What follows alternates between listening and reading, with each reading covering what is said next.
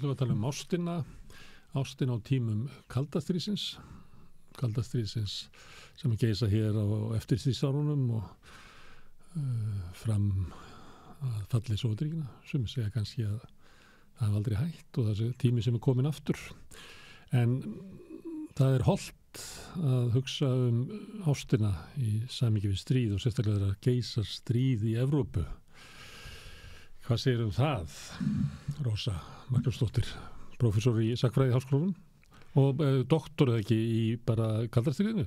Jú, eiginlega í doktorsnáminu þá lagði ég stund á Sovjetsögu, sögu Rússlands, en Sovjetsaga var mitt sérsvið og einmitt á tímum kaldastríðsins og minn áhugi á ást í kaldastríðinu vaknaði einmitt í doktorsnáminu. Þannig að þetta verkefni sem við ætlum að spjalla hefur fylgt mig lengi.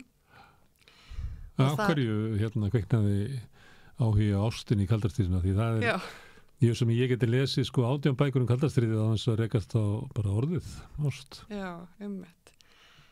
Ég hafði alltaf mestan áhuga á menningarsamskiptum og skoða þess vegna mikið áróður og hugmyndafræði og í doktorsnáminu skoða ég samskipti Bandaríkjamanna og Sovétmanna.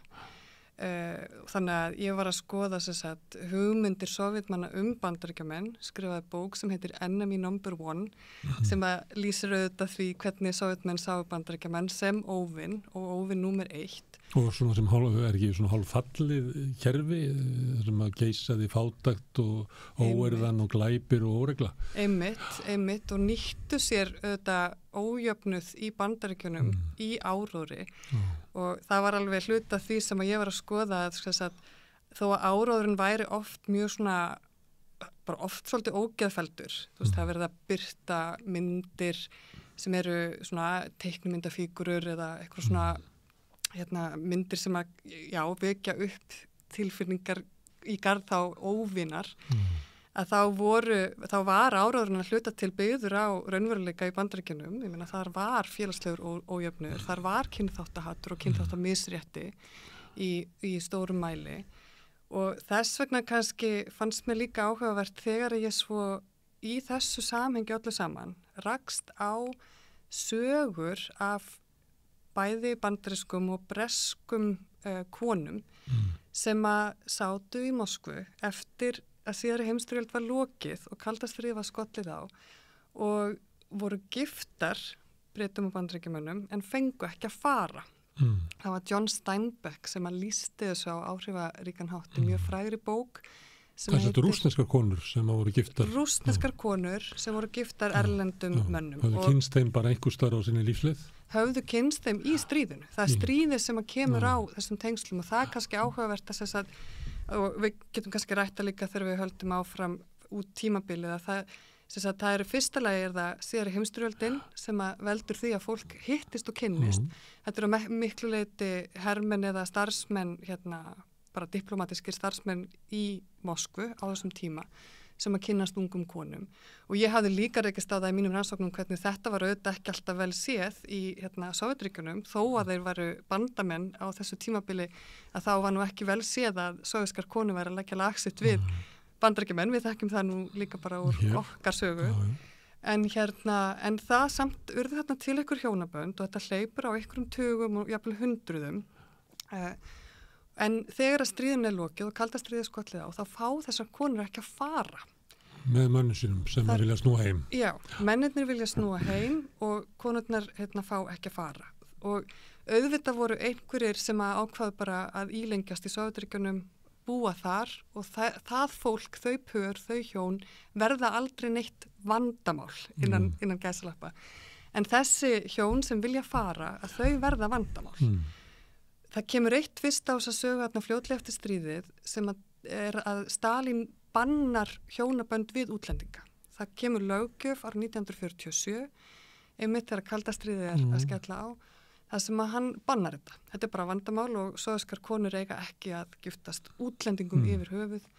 Þannig að þetta er ólöglegt. Þangað til að Stalín svo deyr 1953 og það sem er svo áhugavert við það tímabil, þannig að rétt á eftir andlát Stalíns, er hvað hlutinir breyttust gríðarlega hratt. það hægt að horfa á gúlagið og bara, hundruðir þúsunda sem streyma út úr gúlaginu bara á innan við 3 vikum eftir andlát Stalins og það sama gerast með þessa löggjöf. Það hafði verið þrýstingur frá bandaríska sendiráðinu og diplomötum og líklega þessu fólki og þessu fólki mitt sem tengdist mjög mikið þessum stofnunum og Molotov sem utanríkisráðherra, hann afléttir þessar löggjöf bara 3 vikum eftir andlát Stalins. Þannig að þá komin þarna fljótur á því að þetta fólk sem hafði beðið gat farið frá Moskvu. Það er mjög frægt dæmi Princeton prófessor Robert Tucker, hann skrifaði líka ævisögu Lenins og var mjög þekktur og hann var einn af þessum pörum. Hann var einn af þeim sem fór leið og Molotov var búin að aflétta þessar löggjöf. Hafði beðið Stalin tíman í Sovétríkjunum með sinni konu. Með sinni konu. Og svo eins og þetta kemur inn á mitt rannsóknarsvið að þá árið 1955 að tekur smá tíma fyrir samskipti ríkjana að fara í þann farveg að það sé verið að ræða mögulegt samstarf á menningasviðinu eins og við kannski þekkjum líka mjög vel bara í íslenskri sögu, svona vináttu tengsl eða einhverju menningarviðburðir, íþróttaleikir og svo framvegis.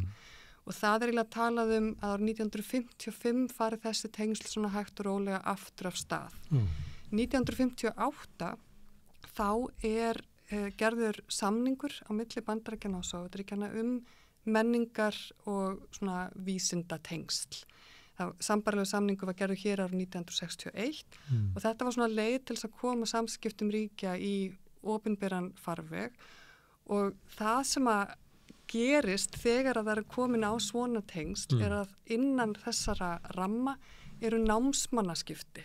Og þarna fara aftur pör að kynnast. Það kviknar ástin aftur. Já, þetta er nefnilega mjög oft þetta námsmenn og kennarar sem fari í eitthvað konar akademísk skipti bæði Bandaríkjamenn í Sovétríkjunum og einhverjir Sovétmenn líka í Bandaríkjunum. Þeir voru alltaf færri en þeir fóru þó líka.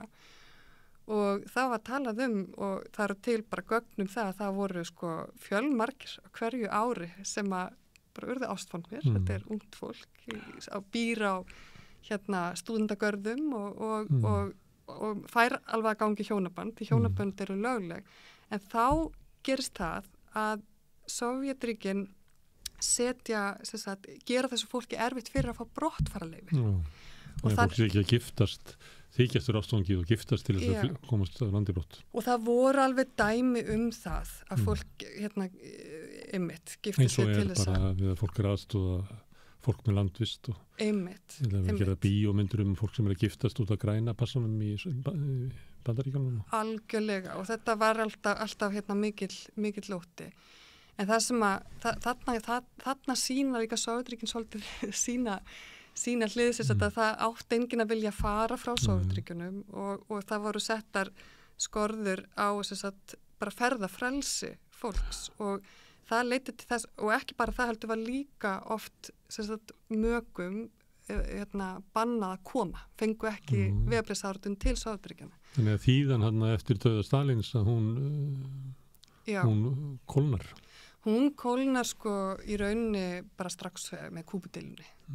Þannig að þetta en þessi samningur sem að þessi skipti byggja á, hann það er alltaf samið upp á nýtt á 2 ára fresti og hann helst í rauninni alveg út kalda stríðið fram bara á okkar daga. Ég held að bara verið fyrra að Putin hætti þessu samstarf. Var það hann sem rauf samningin? Hann rauf samningin. Hann hafði þetta verið endurgerður með Rússland sem samningsaðila og það er alls konar flækjur þarna en það sýnir svolítið að við gátum í gegnum kaldastriði þó haldið ákveðnum tengslum jafnvel eftir innrás Sovétmanna í Afganistan sem að hefur verið erfiðar að halda núna í kjölfar innrásarinnar í Úkraínu. Og annarkvort meiri kuldi í stríðinu eða meiri hiti kannski. Það er ekki geisa stríði í Evrópu. Eða þá að við eða samfélögin hafi ekki sömu trú á þessu svona læknandi samstarfi og sviði vísinda, mennta og íþrótta sem var áður og menningatengsla. Heldur það geti verið að það hafi verið raunverulega hugmynd sem til frekar eftir því sárunum heldur nokkað tíma? Það gæti alveg verið, af því að þetta skipti mitt alveg greiðlega miklu máli. Maður sér þetta bæði mitt á milli Þjóðverja og Frakka eftir síðari heimsstyrjöld og svo í þessum dæmum sem ég hef verið að nefna milli Bandaríkjamanna. Mýr var að loka, eða búið að lýsa því yfir alltaf loka. Já, það er hlutið að þessari sögur, því að þeir segja, ég skildi ekki tilkynninguna, ég skildi svona, þetta væri bara erfitt að halda þessu, eins og það væri sko gaggrínað utan, en svo náttúrulega vilduðu fordæma innrásina og að leggja niður Mýr. Já, þú segir mér fréttir og ég nú alveg verið að skoða Mýr lengi í mínum störfum, en ég var að kynna mér það. Loka bókurum. Já. Ég ætla að bara setja húsið sitt á sölu og hætta. Já. Ég held að Mýr hafi komið kvikmyndunum sem þau áttu í vörslu hjá Kvikmyndasafni Íslands, auðvitað greiðalegu fjársjóður þar með kvikmyndaefni en einmitt. Já, ég þarf að kynna mér. Þessi svona hugmyndum persónuleg tengsl sem að við eigum að geta haft þó svo að stjórnvöld skilgreini hvort annað sem á andstæðing, það er eins og þess að gefa eftir.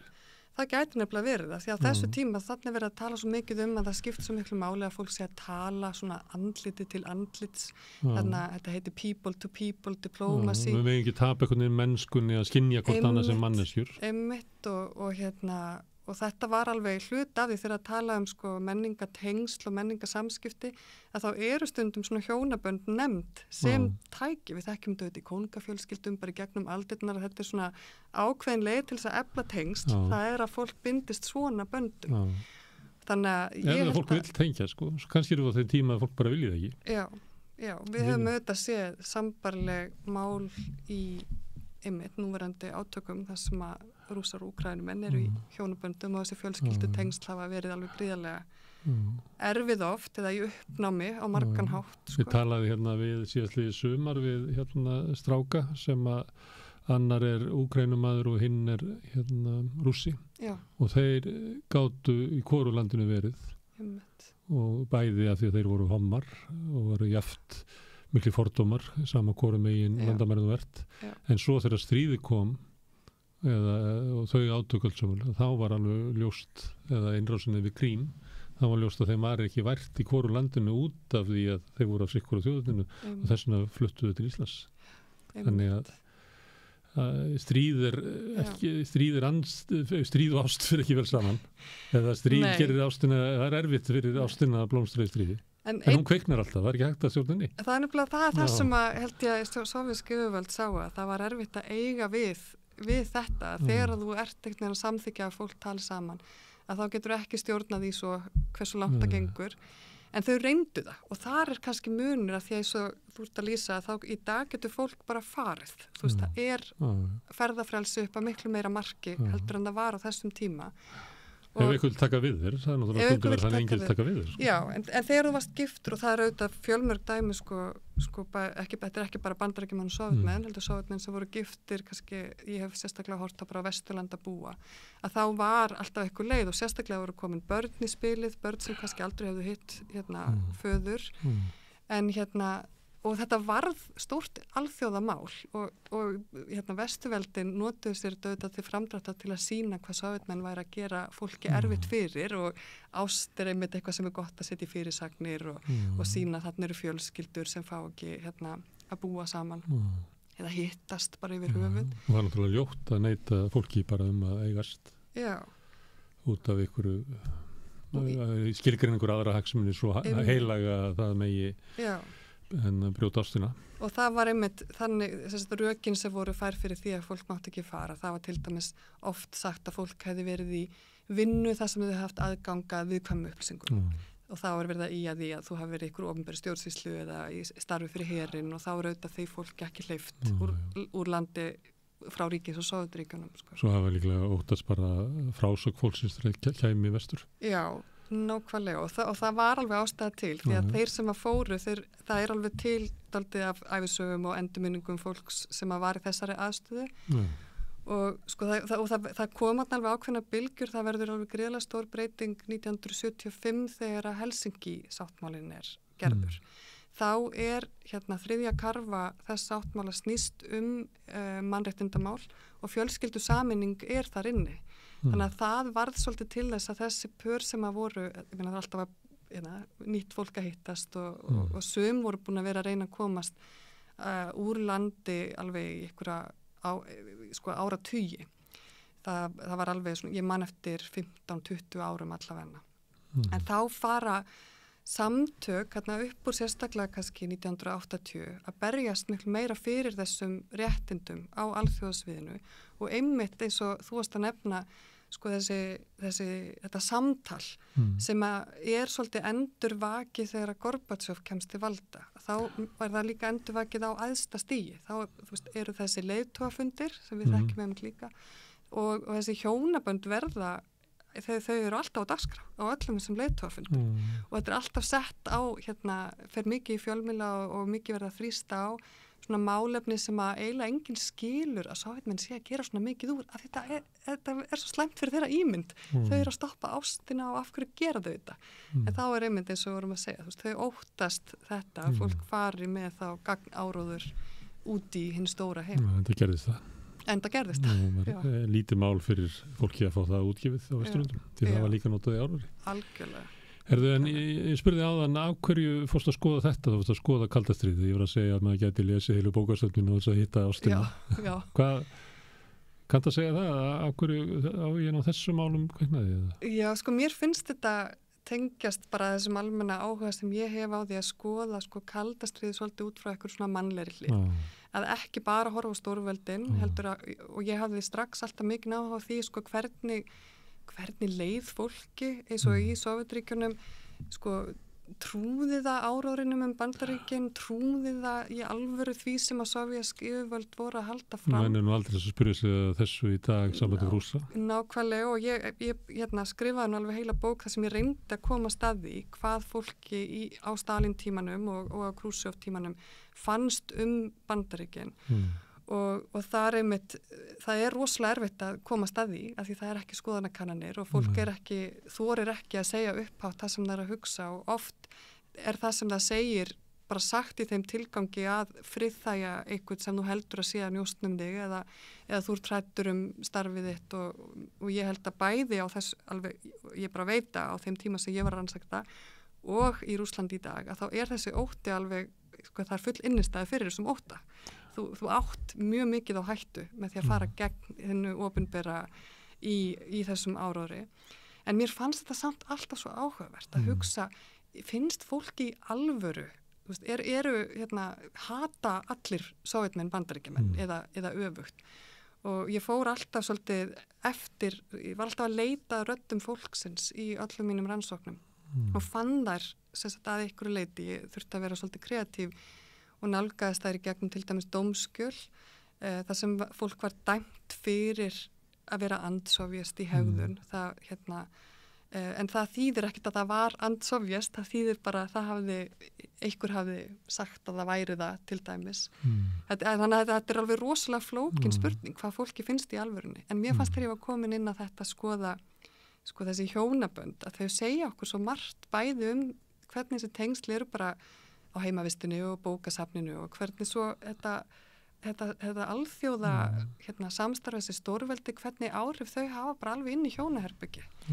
Og það voru líka dæmi þetta á Íslandi, alveg fjölmörg dæmi hvernig svona tengsl skapast í gegnum bara námsmannaskipti og einhvern veginn hafði örugglega alltaf einhver áhrif eins og þú varst að lýsa við vorum að vonast til þess að þetta samtali hefði eitthvað svona öldu áhrif, að það myndi auka skilning og auka kannski bara mannúð, einhvers konar Það voru eitthvað svona súmyndir algjörlega og ég er alveg vissum að það hefur gert það.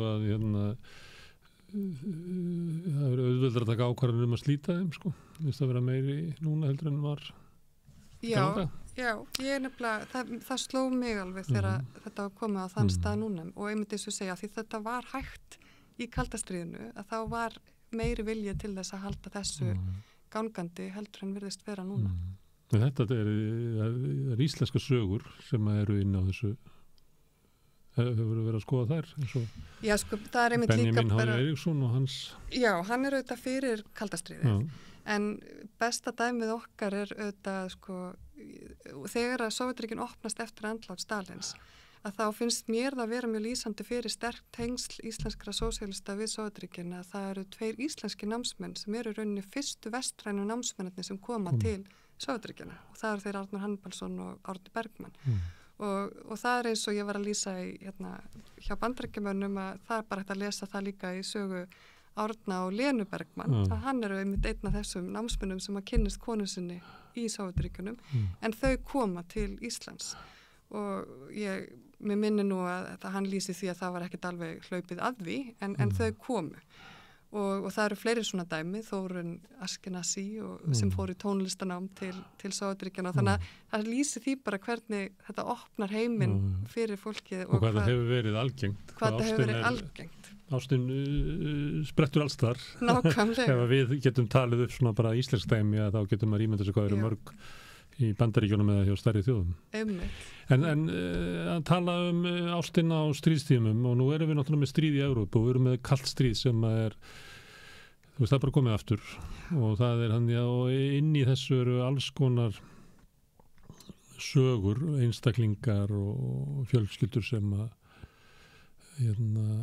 verða fyrir þessum áhrifum af þessu stríði þó að ég kannski fer lítið fyrir það í fréttum sko, þegar nú er Zelenski svo mikið í fréttunum út af svona fundum og svona, ég fór að velta fyrir mig að vera að hlusta á eitthvað þessu, að við sjáum eiginlega aldrei neina fréttir af almenningi í Úkraínu eða í Rússlandi eða að við kynnumst þessu stríði eiginlega ver heldur en eiginlega flestum stríðum sem ég man eftir sko, ég menn þess alveg frá Víetnamstríðinu, þá hafa verið stríðsfréttarittar á staðnum og sagt okkur frá atburðum með einhverju sjónarhorni af jörðunniðri en núna erum við alltaf í einhvern veginn svo við séum einhverju stjórnkerfi herri í hana. Já, það er kannski alveg rétt að hefðbundnir fjölmiðlar eru mjög mikið að fókusera á Zelenski og þess að svona þetta stórvelda tapp sko, það sjást ekki söguna þínar inn í þessu fréttamillingi. Ég sé það reynd svolítið á samfélagsmiðlunum aðalega Twitter að það er að fylgja það er svona meira fólk að segja eitthvað frá því sem er að gerast á jörðinni en það er samt einmitt líka eins og við kannski höfum séð undanfarna daga það þarf svolítið mikið svona, hvað kallar maður það, miðlalæsi og alveg eins og bara þegar maður er að horfa áróður í köldu stríði að það eru auðvitað fólk er að tefla fram einhverju ákveðnu sjónarhorni líka og sérstaklega kannski á samfélagsmiðlum. Finnst þér að skipta máli að við áttum okkur á því þarna í þessum átökum er fólk með hjörtu og þarna eru tilfinningar og fólk bara að í sinni lífsglímu og eiga sína ævintýri og sína harma? Mér finnst það alveg skipta rosalega miklu máli að einmitt að reyna að skilja bæði sko, eins og við rættum áðan, bæði hvað er fólk að hugsa, trúir það í alvöru áróðrinum sem að það heyrir, þá er ég kannski að hugsa sérstaklega í Rússlandi, en eins líka að reyna að skilja sko Úkraínumenn, skilja eins og sko það kom alveg að vissu leitað óvart hvað Úkraínumenn hafa þjappað sér rosalega sterkt saman, því að það var alls ekki eins og þeir væru allir stuðningsmenn Zelenskís áður en þess að stríðið bjóð til einhvern veginn úkraínska þjóðnishyggju bjóð til alveg nýja tilfinningu skiljanlega en mér finnst það hafa verið mjög áhrifaríkt að fylgjast með eins og þessum sögum af sérstaklega kannski þessum flóknu fjölskyldutengslum sem að ná alveg, það er ekki bara sko Úkraína og Rússland, það eru þarna alveg 15 Sovjetlýðveldi og þetta hefur alveg verið mikið rannsaka líka á Sovjettímanum eins og ég er að gera og alveg fram á daginn í daga því að þetta er ekki bara þjóðernis pælingar heldur einmitt líka oft einhverjar kynþáttapælingar sem að koma þarna inn í og það var alveg augljóst sko út frá mínu rannsóknarefni alveg frá 2005 að þá var aftur farið að ræða það að banna hjónabönd rússneskra kvenna við útlendinga en þá var það út frá algjörlega þjóðernislegum sjónarmiðum. Það var Sirinovski sem að studdi þá til að breyta Íslandi í fanganýlendu. Já, og það var einmitt út af þessu. Hann er nú blessunulega dáin kallinn. Það var ekki fyrir það eitthvað. Jú, hann er dáin. Hann eftir yfir kjaft. En það sýnir samt að þessar hugmyndur einhvern að vernda eitthvað ákveðna kynstofna hafa verið við líði bara mjög lengi og það er oft grunnt á þeim. Það voru snýrstu allt þetta. Já, en varðandi svona hvernig einstaklingarnir í stríða þjótt að það Úkraínumenn og hvernig þjóðin þjappaði sér saman þar inni náttúrulega fólk sem að skilgreina sig sem Úkraínumenn í stríði við Rússa en eru alin upp á rússnesku og ég held að meina Zelenski ég held að allir sem er aldrei upp með úkraínsku heyra að hann bara, þeir segja hann sé að batna alltaf, en hann talar úkraínsku með þykkum rússneskum hreim, þannig að það er svona, þannig að þetta fer alveg átöki fara inn í sko sjálfsmyndina hjá fólki. Þú veist, hver er ég hreinn eða er ég réttur eða? Já, alveg algjörlega og einmitt í sjálfsmyndin ertu líka alltaf að spegla því í einhverjum öðrum, þannig að þegar þú ert í fjölskyldu sem er rússnesk-úkraínsk eins og fjölmargir, að þá getur þetta verið örugglega mjög erfitt og sársökafullt í samskiptum, bara innan einmitt fjölskyldna og alveg fjölmörg dæmi um það að hérna það gangi illa og fólk bara hafi hægt að ræða þessi mál, forðist að ræða þau eða bara hafi slitið á tengsl út af erfiðleikum. Herðu, kaldastríðið, þú fórst að læra Rússlandsfræði og einbeittir af kaldastríðinu. Þá var það svona svolítið skrítið val, kaldastríðið búið. Herðu, svo koma bara aftur. Nú er bara kaldastríðið komið aftur. Hvað finnst þér það svona, svona þessa breytingu í, hvað ég var að tala í átökunum á milli stórveldana? Þetta er svolítið eins og sé verið að draga inn í einhvern svona heim sem að ég held að er ekki beint góður sko. Nei. Við erum ekki á góðri leið sko. Nei, það er eins og sko það er búið að vera að tala um þetta nýja kaldastríð alveg frá svona 2008 minnum mig að hafi fyrst verið að virkilega fara að tala um þetta og það eru þetta margt líkt með kaldastríðinu og sérstaklega kannski ef maður hugsar um þessa tvo póla, Bandaríkin og Sovétríkin og kannski sérstaklega þá einmitt Rússland í dag, það sem við erum að sjá bara svo ótrúlega margt líkt með því hvernig samfélaginu er stýrt og ég sagt í að því byrjun hvað þessu mikla breytingar hefðu orðið fljótt eftir að Stalin dó, að það er kannski svona eitthvað sem fólk líka vonast eftir núna að þegar Pútín er horfinn á sjónarsviðinu að það verði mjög svona bara snöggar breytingar af því að þetta er svo stjórnkerfi er svo háð honum, þetta sé svo óvanlegt ástand Svo sem sumir reyndar að geti bara tekið eitthvað verra við. Já, það er kannski líka svipað að það var í Sovétríkjunum að það er rosalega erfitt að sjá einhverja sviðsmynd af því það er ekki eins og arftakarnir séu bara einhvern veginn á hliðalínunni. Það er ekki stjórnarandstaða og það er ekki aðra lýðræðisstofnanir í samfélaginu, það er ekki verkalýðshreyfing, það er ekki nákvæmlega. Þannig að mér hefur fundist rosalega margt einmitt líkt með Rússlandi nútímans og Sovétríkjunum og það finnst mér mjög miður því það var alveg gluggi fyrir rúmlega 30 árum þar sem að ég held að vonir hafi staðið til þess að þetta myndi fara á annan veg í Rússlandi en það var þau þetta fljótlega eins og ég er að segja er búin að vera teikna á loft alveg síðan bara upphafið þessarar aldar en það er auðvitað líka margt sem er ólíkt og það er alveg sérstaklega þetta sem ég var að ræða eins og með ferðafrelsi. Það er ekki lengur þessir múrar þó að auðvitað séum við að sjá kannski nútíma útgáfan af því sé einmitt eins og útgangabreta úr Evrópusambandinu og auki landamæra eftirlit sem við sáum byrjaði nú kannski með COVID og hefur haldið svolítið áfram núna út af Úkraínustríðinu. Þannig að það eru öðruvísi svona tálmar á og það eru öðruvísi áhrif á almenning held ég. Og það er eitt af því sem að mér hefur alltaf fundist svo áhugavert með kaldastríði. Það var hvað þetta var svona gegnum gangandi og hvernig almenningur upplifði þessi stórvelda átök. Og einmitt það er eitt auðvitað upplifur það mjög sterkt ef að þú ert í hjónabandi og ferðafrælsið þetta er heft og allt svoleiðis en líka bara hvernig aðrir upplifðu þessa tíma. Og ég er ekki viss að þessi átök hafi jafn mikil áhrif á almenning. Bara eins og ég segja á Íslandi. Ekki svona lífsafstöðu okkar sem eru fjarrir í víluninni. Einmitt lífsafstæða stjórnmálaskoðanir sem að voru mjög skýrar í kaldastríðinu, sérstaklega hér á Íslandi kannski. Og það er kannski eitthvað svona einhver það eru öðruvísi hugmyndafræði. Já, átöki fóru náttúrulega djúpt inn í Vesturlönd, ég veit ekki hvort það sé að koma aftur, þú talar að í Rússlandi hefði fólk verið dæmt fyrir að vera andsovist, menn voru náttúrulega dæmdi fyrir það í Bandaríkjunum líka, fyrir að vera óamerískir. Algjörlega. Og sömuleyti má rekja sambærilega sögur hér á Íslandi, þar sem að fólk hafði ekki sömu tækifæri að því að þau voru villusömi í lífinu. Já, algjörlega. Við erum ekki alveg komið þangað, við gætum. Þannig að sagan endur tekur svo aldrei. Já. Það er ekki þannig. Nei, það er alltaf einhver ný afbrigði. Það er alveg þannig. Herðu, það er stríð í Evrópu og ástin er að kveikna. En ástin, hún megnar ekkert að móti stríðsaftökum. Það leitur alltaf undan. Það ekki. Ástin læknar ekki. Hún er alltaf öðru leveli. Hún er á enganlegu svæði. Já, en þú fær kannski, eins og ég segi, þegar hjónabönd einstaklinga eru líka tekin með á leiðtogafundum, að þá eru þessi mál samt að pota í eitthvað.